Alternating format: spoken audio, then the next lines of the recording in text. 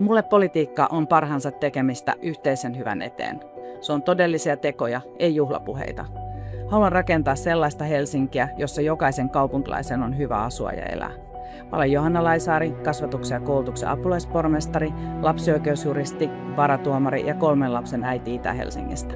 Pisimpään olen työskennellyt lastensuojelussa juristina yli 10 vuotta. Siellä näin selvästi, että usein lapset, nuoret ja perheet eivät saaneet riittävän ajoissa tarvitsemansa apua ja tukea. Peruspalvelut eivät toimineet lapsen edun mukaisesti, eikä lapsilla ja perheillä ollut varaa esimerkiksi harrastuksiin.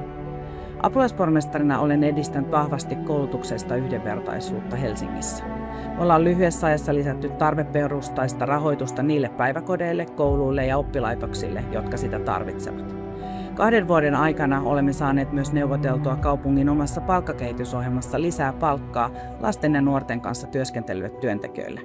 Se on todella tärkeää, sillä ilman osaavia, hyvinvoivia ja pysyviä ammattilaisia meillä ei ole Helsingissä laadukasta kasvatusta ja koulutusta.